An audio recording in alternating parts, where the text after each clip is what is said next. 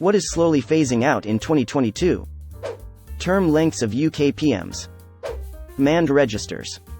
The unions agree, sacrifices must be made, computers never go on strike, dead Kennedys.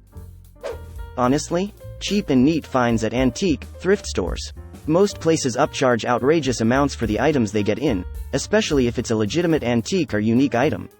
On top of that, a lot of what's being sold now are knickknacks and decorative items that were made cheap at the time, and no one wants anymore.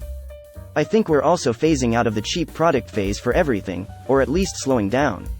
More and more people are choosing to repurpose their items or try and fix them, rather than just tossing and buying something new. Repurposing is even easier than ever thanks to the internet. It's no longer a struggle to figure out how to fix shit and to buy missing parts and tools that you'd need to get the job done. iPhone chargers. I'm so excited for USB-C iPhones. The future is bright. Wait until Apple release their own proprietary USB-C cables that are the only thing that can charge an iPhone reliably LMAO. Or better yet, they might just remove the port outright and say the phone now only works with their proprietary wireless charger. Me. I pretty much checked out mentally 5 years ago. I barely know where I am anymore. Relatable, I'm not growing up, I'm just burning out, and I stepped in line to walk amongst the dead, Green Day. The ability and willingness to discern fact from fiction. Affordable homes. Pretty sure those got phased out a couple years back. Facebook. My depression, to brighten the mood here a little bit. 24-hour Walmarts. 24-hour anything. When I bought my house 7 years ago, there were 3 24-hour stores in my area. Now there are none. The grocery store I used to go to reduced their hours to 6 to 11 even before COVID, but now they aren't even open past 10. COVID destroyed the 24-hour business. It kind of makes me sad because I used to love shopping at night. Affordable anything. Housing, food, bare necessities needed to live. It's all going out the window. Attention spans. The fucks people have left to give. I'm emotionally constipated. Haven't given a shit in weeks. My weight, 20 pounds since the start of the year, and if I can keep it up I hit my goal by year's end. Biomass and biodiversity. Cash, 2022 has seen a sharp rise in card-only transactions. I took my 5-year-old son to the store with me a few months ago. Upon checkout we paid in cash. He was blown away and kept asking me why the lady was give us money back when we were the ones buying stuff. He had no concept of physical currency. That's when I realized we are in a new era. I think my brain is losing the battle. I can still perform complex and creative feats, but I just zone out sometimes and need to do nothing. My desire to work in kitchens. It's been rough for a while, but the pandemic and the pay has really put a new light on everything. The middle class. Having a savings account. Affordable food at the grocery store. It's fine, it's not like I need food to survive. Optimism, apparently. 2022. Metaverse. Despite how much money Mark Zuckerberg has put into its development, it is failing to generate public interest or revenue.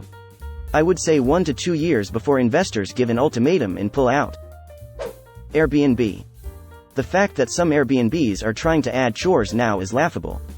Like nah man, I am on vacation, I will go stay in a hotel. Social acceptance for cigarette smoking in public. Like the old-fashioned light them on fire tobacco smokes. I go all over for work, and it's a noticeable event if someone smells like smoke.